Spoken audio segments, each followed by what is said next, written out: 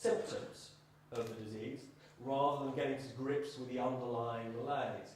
And the symptoms that they've treated are, yes, capital ratios. Banks are being forced to hold a lot more capital. They are being forced to hold a lot more liquid assets, all of which is a good thing. I mean, let's be clear, I absolutely applaud all of that. But there are some other issues which we need to look at, we need to think about. And they are to do with the structure of the industry. They are to do with the question of whether or not the so-called casino banks, the investment banks, should in fact be attached to the bits of banks that we're always going to have to protect, we're always going to have to insure, the bits that look after our money, the bits that provide the vital credit to small and medium-sized businesses. Do we want, effectively, the investment bankers to be gambling with taxpayers' guarantees, which is effectively the system that we have at the moment? And if we don't want it, how do we stop that from happening? Can we do it by, in a sense, legal fiat, or do we have to actually break these, by saying that in some senses, in an internal sense, banks have to be separated, or do we actually want to break these banks up in a formal sense? Then there is another issue, which I think is not a trivial issue. It's a very complicated one to adjudicate on.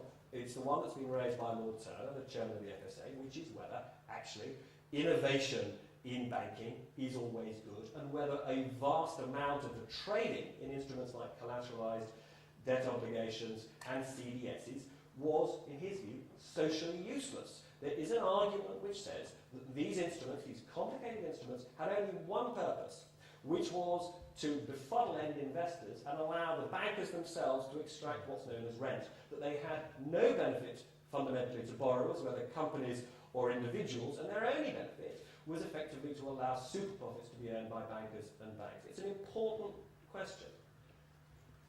So, this is what I really just alluded to, which is the extent to which the universal banks did hold us throughout. So it was inconceivable that Royal Bank of Scotland, a bank with assets of more than £2 trillion at the end of 2008, it was inconceivable we could have allowed that bank to fail.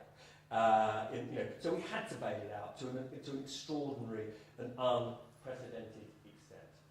So I'm going to finish off with a couple of thoughts. One is, if we're going to insure banks, I'd rather insure him. Captain Manning, I regard him as the sort of symbol of simpler retail banks that we want to aspire back towards. And my sort of closing thought is really to get back to why hasn't this happened? Well, I feel that the corporal from Dad's Army got it right. The banks don't really like it up. Many thanks.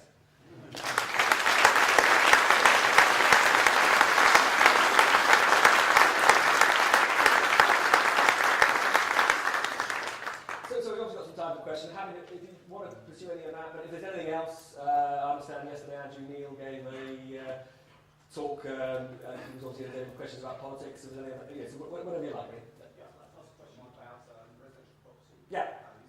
The philosophy is taking off many asset prices. The philosophy is taking off many asset prices. The residential property market still seems to be holding up. Do you feel that there's capitulation due in that area? It's a very good question. I'll be honest with you. Well, two things. One is forecasting assets like property, as we know, is pretty much a minus game. Because sentiment remains amazingly a very powerful factor in all of this. I'll be honest with you, I am surprised that that market has stabilised as quickly as it has.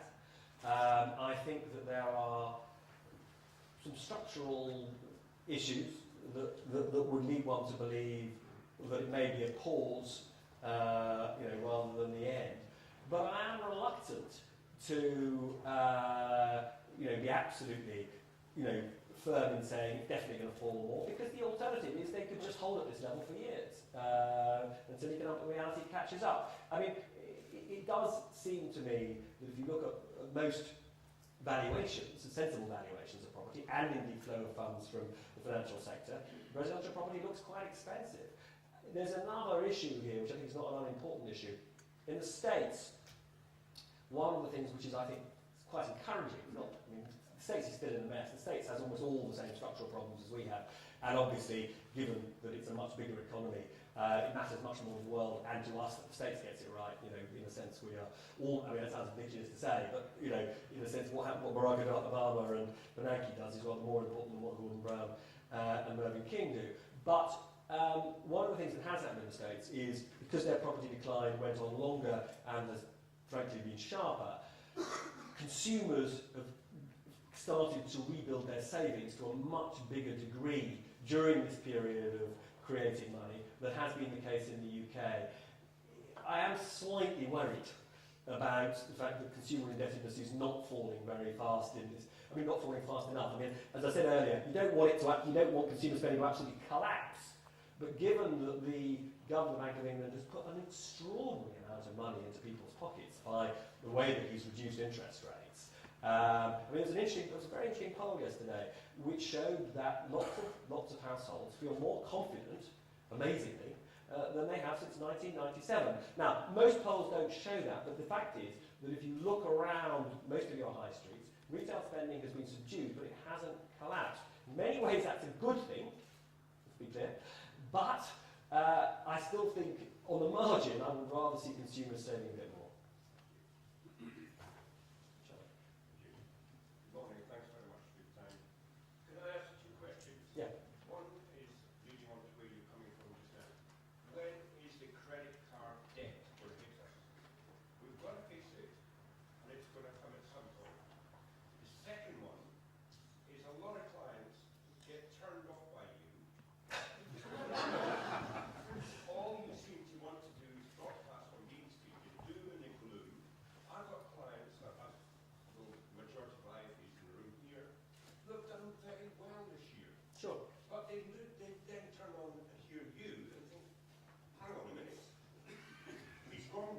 Robert Peston's telling us something different. Can you please put across the positive side instead of just purely the negative side?